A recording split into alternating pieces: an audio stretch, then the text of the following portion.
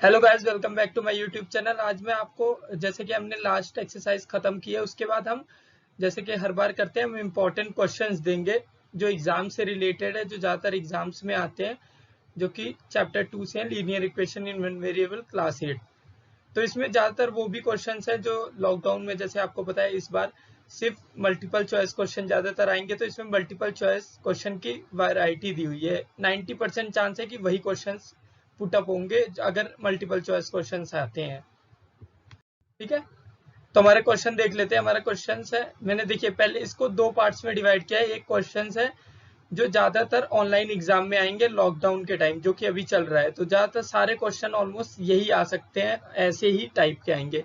इसके अलावा एक दो क्वेश्चन पुट अप होंगे, तो देख लेते हैं हमारा क्वेश्चन। एक क्वेश्चन जो आता है सबसे पहला ही क्वेश्चन होता है ये, linear equation in one variable. इसका मतलब क्या है? Linear equation in one variable मतलब होता है कि उसमें एक ही वेरिएबल हो। जैसे x plus 1 is equal to 0 है, तो इसमें कितने वेरिएबल है? एक ही, मतलब x एक वेरिएबल हो गया। अगर x और y, जैसे इसमें देखिए x और y दोनों चीज दी हुई है, तो टू वेरिएबल। अगर एक्स स्क्वायर भी दिया होगा तब भी वन वेरिएबल है, मगर वो क्वाड्रेटिक हो जाएगा, मतलब वो लीनियर इक्वेशन नहीं होगा। लीनियर मतलब जिसमें स्क्वायर ना आता हो। ये भी क्वेश्चन आ सकता है कि लीनियर इक्वेशन क्या होता है, उसमें कितनी पावर होती है, तो सबकी पावर 1 होती है। पावर मतलब जैसे, मतलब स्क्वायर नहीं लगा होता उसमें। तो क्वेश्चन ज्यादातर ये आएगा कि which of the following is the example of linear equation in one variable. तो जिसमें आपको सिर्फ एक ही चीज दिखे, मतलब एक एक्स दिखे, मतलब एक्स वाले सारे दिखे या वाई वाले सारे दिखे, वो सारे लीनियर, वो वन वेरिएबल वाले हैं। जिसमें दो दिख जाए, जैसे देखिए x minus 3 is equal to y, इसमें देखिए दो वेरिएबल है, एक एक्स है एक वाई, तो ये टू वेरिएबल है, तो ये आपका आंसर नहीं होगा। ठीक है, क्वेश्चन यही आएगा कि linear equation in one variable कौन कौन से इसमें से हैं, या कौन सा है या कौन सा नहीं है। जो भी आता है, अगर दो आपको दो वेरिएबल दिखे तो वो टू वेरिएबल हो जाएगा। वन वेरिएबल मतलब x plus 1 is equal to 0, जैसे ये वन वेरिएबल। अगर देखिए इसके आगे प्लस 3x लिखा हो तब भी ये वन वेरिएबल है, क्योंकि x तो एक ही वेरिएबल है, मतलब सेम वेरिएबल चाहे जितनी बार आए वो वन वेरिएबल होता है। अगर अलग अलग आए जैसे x और y, तब ये टू वेरिएबल होगा। Hope you all understand. ठीक है, तो अब नेक्स्ट क्वेश्चन जो आता है ज्यादातर पेपर्स में, वो देख लेते हैं। तो देखिए हमारा नेक्स्ट क्वेश्चन आता है, फाइंड द वैल्यू। छोटे छोटे क्वेश्चन आ सकते हैं, मैंने एक ही टाइप दिया है, ऐसे बहुत सारे क्वेश्चन आ सकते हैं। जैसे आ जाएगा the find the value of y in the equation, the value of y is in the equation, मतलब y की वैल्यू क्या है इस इक्वेशन में। तो ये तो हमने फर्स्ट एक्सरसाइज में आराम से किया हुआ है, तो आप इसको डायरेक्ट सॉल्व कर सकते हैं। y इज इक्वल टू, ये जो 3 इस साइड है उस साइड जाके माइनस में हो जाएगा, तो 10 माइनस 3, y की वैल्यू 7 आ गई।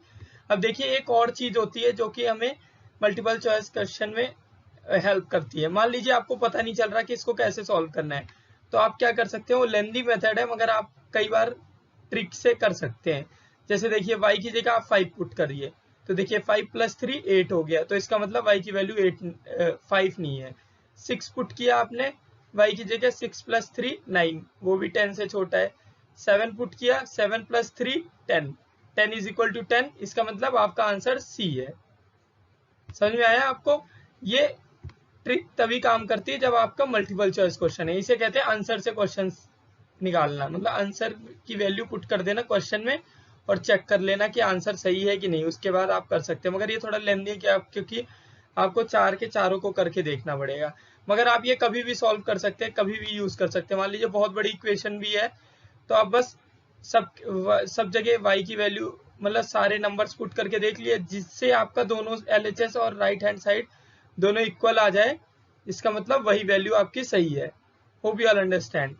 अब देखिए अगला क्वेश्चन जो आता है, ये आता है 90% क्वेश्चन जो पेपर में भी आते हैं, या जो भी आप कह दीजिए मल्टीपल चॉइस क्वेश्चन, या कोई भी क्वेश्चन जो पेपर में फाइनल में कभी भी आते हैं इस चैप्टर से, हमेशा क्वेश्चंस आते हैं एज के ऊपर और रेशियो के ऊपर और नंबर के ऊपर। बस तीन क्वेश्चन मेन टाइप आते हैं, जो एक नंबर के ऊपर, मतलब एक नंबर 2 ज्यादा है 3 ज्यादा है, या मल्टीप्लाई किया इससे तो ये हो गया। एक ये होता है एक एज, राम श्याम से छोटा है, राम राम की एज उसके फादर से 3 टाइम्स है, ज्यादातर ऐसे ही क्वेश्चन आते हैं। और तीसरा टाइप है रेशियो, 2 रेशियो दिए होंगे, कहेगा it the number is in the form of a ratio 5:7, उसके बाद उनका डिफरेंस दिया होगा या उन दोनों को मल्टीप्लाई करके कोई फ्रैक्शन बनाया होगा। तो यही 3 टाइप के क्वेश्चन 90% आते हैं पेपर में। तो देखिए राम, ये क्वेश्चन देखिए, Ram is 15 years older than Ravan. मैं एक्सप्लेन कर देता हूँ। राम जो है 15 ईयर्स बड़ा है रावण से, ठीक है, मतलब राम 15 साल बड़ा है। If the age of Ram is 30, अब ये कह रहा है कि राम की एज अगर 30 है तो रावण की एज कितनी है। तो देखिए इसको तो आप खुद भी कर सकते हैं। जैसे राम की एज, तो राम 15 साल बड़ा है और राम की एज 30 है, तो इसका मतलब रावण 15 साल छोटा होगा। तो ये 30 ईयर्स है, आप इसमें से माइनस कर दे 15, तो आपका सीधे आंसर आ जाएगा 15। अगर आपको सोल्यूशन देखना है तो देखिए हम इसको ऐसे सॉल्व भी कर सकते हैं। देखिए राम 30 ईयर्स का है, रावण 15 ईयर्स छोटा है राम से, यंगर देन राम। तो रावण की एज आप क्या कह सकते हैं, राम की एज में से 15 माइनस करेंगे क्योंकि वो छोटा है राम से, तो 30 माइनस 15, 15 आ गया आपका। एक और देखिए, जैसे let Ram age is x, इसको आप इसको ऐसे भी कर सकते हैं। तो राम इज 15 ईयर्स ओल्डर, तो उसकी एज क्या हो जाएगी, x+15 हो जाएगी। और अकॉर्डिंग टू क्वेश्चन क्या होगा, देखिए अब x+15, अब हमें पता है कि राम की एज कितनी है, x+15 है, जो कि हमने निकाली है यहाँ पर। तो राम की एज हमें दे भी रखी है 30 ईयर्स, तो मतलब x+15 इज इक्वल टू 30 हम लिख सकते हैं। तो 15 उस साइड जाएगा, तो 30 माइनस 15 इज इक्वल टू 15, और x की वैल्यू हमने रावण की एज मानी थी, तो रावण की एज आ गई 15। तो आपका आंसर क्या हो जाएगा इसमें, देखिए इसमें आपका आंसर हो गया ये वाला D. Hope you all understand. अब नेक्स्ट क्वेश्चन लेते हैं। हमारा नेक्स्ट क्वेश्चन है, the difference between 2 numbers is 14। 2 number है, मैंने वही क्वेश्चंस दिए जो 90% आएंगे ही आएंगे, मतलब इसी टाइप के क्वेश्चन तो चेंज होते ही रहते हैं। मैथ्स में तो क्वेश्चन चेंज कर देते हैं, नंबर्स चेंज कर देते हैं, बट मेथड सोल्यूशन बस आप नंबर्स के अलावा वो बाकी सारा क्वेश्चन सेम ही होता है। तो देखिए the difference between 2 number is 14। 2 number है उनके बीच का डिफरेंस 14। डिफरेंस मतलब माइनस करने से, डिफरेंस या माइनस लिखा हो तो उसका मतलब सब्ट्रैक्ट हो तब भी माइनस ही होता है। तो देखिए the ratio of the 2 number is 3:4, और कह रहा है कि उन दोनों नंबर का जो रेशियो है, वो दोनों नंबर रेशियो में 3:4।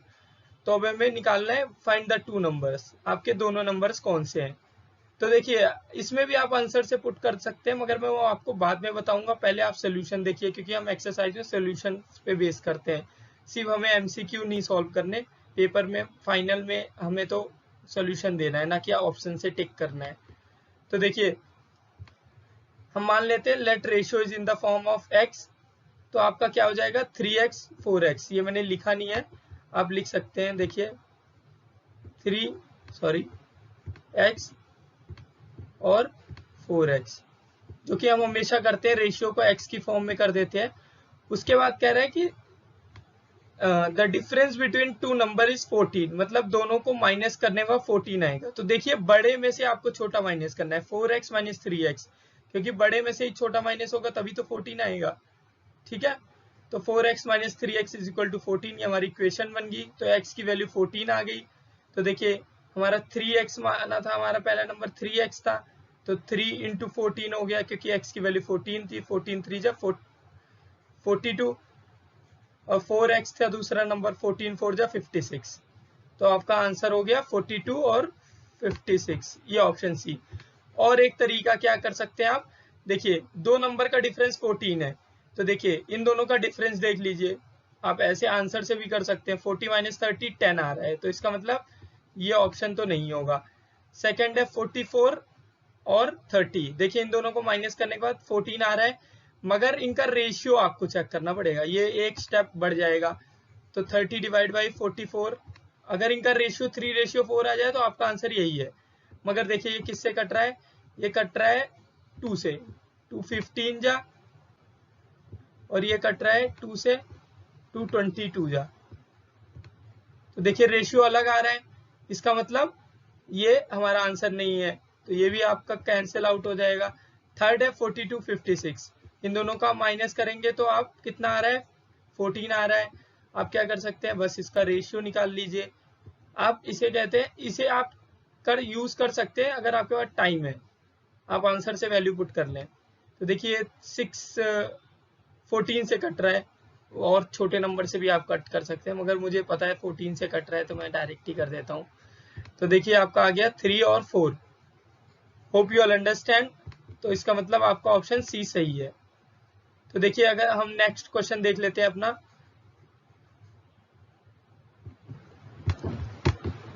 तो देखिए हमारा नेक्स्ट क्वेश्चन ये आता है, 3 consecutive integers add up to 93। मतलब 3 कॉन्जिक्यूटिव इंटीजर्स हैं, उनका सम 93 है। कॉन्जिक्यूटिव नंबर्स आपको पता है जो एक के बाद दूसरा नंबर डायरेक्ट आए, मतलब जैसे 17, 18, 19, 20, 21, 22 जो फ्लो में हो और एक के बाद दूसरा नंबर आए बिना किसी गैप के। अब ये पूछ रहा है फाइंड द 3 इंटीजर्स, तीनों इंटीजर्स आपको बताने हैं। तो देखिए इसमें भी आप आंसर से पुट कर सकते हैं। मैं पहले आंसर से भी इससे भी आपको बता सकता हूँ और मेथड से भी। पहले आप मेथड देख लीजिए। तो देखिए लेट कॉन्जिक्यूटिव नंबर्स हम हमेशा यही करते हैं, x+1 और x+2 की फॉर्म में ले लेते हैं। तो सम ऑफ कॉन्जिक्यूटिव नंबर्स 93 है, तो इसका मतलब अकॉर्डिंग टू क्वेश्चन इन तीनों का सम 93 होगा। x+1 x+2 क्यों लेंगे, क्योंकि एक नंबर x होगा, दूसरा उससे एक ज्यादा होगा, उससे अगला वाला 2 ज्यादा होगा पहले वाले से, इसलिए। ठीक है, तो देखिए इन तीनों को हमने प्लस किया, x प्लस हो गया 3x और 1 + 2 3 हो गया, इज इक्वल टू 93। तो 3x इज इक्वल टू ये 3 राइट हैंड साइड जाएगा क्योंकि हम नंबर्स को एक साइड ले जाते हैं। तो 93 - 3 90 हो गया। तो ये 3x 3 मल्टीप्लाई में है तो कोई साइड जाके क्या हो जाएगा, डिवाइड में। यहाँ मैंने थोड़ा शॉर्टकट किया है ताकि, मगर मुझे पता है आपको समझ में आ जाएगा क्योंकि आपने चैप्टर इजीली समझ लिया। तो देखिए 3 से 90 डिवाइड करेंगे 30 आ गया, तो x की वैल्यू 30 आ गई। दूसरा नंबर x+1 था तो 30 + 1 30, 30 + 1 31 हो गया। x+2 30 + 2 32 हो गया। तो देखिए आपके नंबर्स कौन से हो गए, 30, 31 और 32। इसका मतलब आपका आंसर कौन सा है, सेकंड वाला। अब देखिए आंसर्स के से कैसे करते हैं। अगर आपको ये नहीं कर पा रहे हैं, आपको टाइम लग रहा है, तो आप क्या करेंगे, 3 कॉन्जिक्यूटिव नंबर्स आपको पता है एक के बाद एक आता है जस्ट फ्लो में। तो देखिए ये 29, 31, 33 एक के बाद एक नहीं आ रहा, इसका मतलब ये आंसर नहीं हो सकता। ये हो सकता है, ये देखिए 31, 32, 33 ये भी हो सकता है, ये भी नहीं होगा। 2 आंसर तो हमारे कट आउट हो गए कि ये दोनों तो होंगे नहीं। अब इन दोनों को आप कैसे कर सकते हैं, आप क्या करिए, इनको प्लस कर लीजिए, आप कैलकुलेटर में प्लस करिए या फिर किसी में। मैं आपको चीप ट्रिक्स बता रहा हूँ जो कि आप पेपर में यूज कर सकते हैं बट अलाउड नहीं है एज यू नो। तो देखिए इन तीनों को आप प्लस करेंगे तो देखिए इसका आंसर आ रहा है 93, मगर नीचे वाले को आप प्लस करेंगे 3, 2, 6, 7 97 आ रहा है। तो इस आपका आंसर कितना आना चाहिए, 93। तो आपका ऑप्शन बी सही है। कोई भी मेथड आप यूज कर सकते हैं। तो देखिए लास्ट क्वेश्चन हमारा जो देख लेते हैं, the perimeter of a rectangle is 48 centimetre if length of rectangle is 8 centimetre find its breadth. तो देखिए हमें पेरीमीटर दे रखा है रेक्टेंगल का 48, इसमें लेंथ दे रखी है, हमें ब्रेथ निकालनी है। तो देखिए हम इसे कैसे करेंगे, तो देखिए हमने ब्रेथ को x मान ली, क्योंकि जो हमें नहीं पता होता हम उसे x मान लेते हैं। पेरीमीटर का फॉर्मूला लिखेंगे 2l + b, 2 ब्रैकेट में l + b। तो देखिए 48 पेरीमीटर की जगह पुट कर दिया, लेंथ हमारे पास 8 थी, 8 लिख दिया, ब्रेथ को मैंने b रहने दिया, आप x भी लिख सकते हैं तो कोई दिक्कत नहीं है, क्योंकि मैंने x माना है तो मुझे x लिखना चाहिए था, मगर मैंने ब्रेथ ही लिख दिया, कोई दिक्कत नहीं है। तो देखिए 48 इज इक्वल टू, अब ये देखिए जो ये 2 बाहर है ये अंदर वाले दोनों नंबर से मल्टीप्लाई होगा, तो 2 × 8 16 हो गया, 2 × b 2b हो गया। तो अब देखिए ये 16 इस साइड प्लस में है, अपोजिट साइड जाके क्या हो जाएगा, माइनस में। तो 48 - 16, क्योंकि हम नंबर्स को एक साइड करते हैं, इज इक्वल टू 2b। तो 48 - 16 आपका आ जाएगा 32 इज इक्वल टू 2 × b। तो देखिए 2 × b है, 2 मल्टीप्लाई में है तो अपोजिट साइड जाके क्या हो जाएगा, डिवाइड में, क्योंकि नंबर्स को एक साइड करते हैं हम। 2 1 जा 2, 2 6 जा 12, तो 16 आ गया ब्रेथ। तो हमारा आंसर 16 आ गया। इसको आंसर से पुट करना थोड़ा मुश्किल है बट आप कर सकते हैं। जैसे यहाँ पर आपकी इक्वेशन यहाँ तक बनी जाएगी, उसके बाद बस आप ब्रेथ की वैल्यू पुट करते रहिए। पहले 14 करिए, अगर आपका 48 आ रहा है तो वो सही है, 18 किया, आ रहा है तो वो सही है, मगर मुझे पता है 16 हमारा आंसर आ गया, उससे टाइम लगेगा, तो आप इसी मेथड को यूज करिए। और कौन से क्वेश्चंस आ सकते हैं जो मैंने नहीं लिखे हैं, वो क्वेश्चंस है कि आपको बस इक्वेशन बनानी होगी। टीचर कोई भी क्वेश्चन दे देगा, कहेगा कि इसकी इक्वेशन लिखो, क्योंकि सॉल्व करने में टाइम लगेगा, टीचर को भी पता है कि इतना टाइम नहीं है और सॉल्व करना मुश्किल भी होता है, तो टीचर बस यही कहेंगे कि जो है आप इसकी इक्वेशन बना दीजिए। बहुत सारे क्वेश्चंस आ सकते हैं कि इक्वेशन बनाने के लिए। Hope you all understand. देखिए नेक्स्ट, अब मान लीजिए आपका रिटन एग्जाम हो रहा है, जैसे फाइनल का या कोई सा भी, तो कौन कौन से इंपॉर्टेंट क्वेश्चन है। मैंने ज्यादातर जो क्वेश्चन दिए हैं वो रेशियो के हैं और नंबर से रिलेटेड और एज से रिलेटेड, क्योंकि मुझे लगता है इसके अलावा कोई क्वेश्चन नहीं आ सकता। एक और है जो मैं शायद मैंने किया है, यानी कॉन्जिक्यूटिव नंबर। कॉन्जिक्यूटिव नंबर वाले भी बहुत बार आते हैं पेपर में।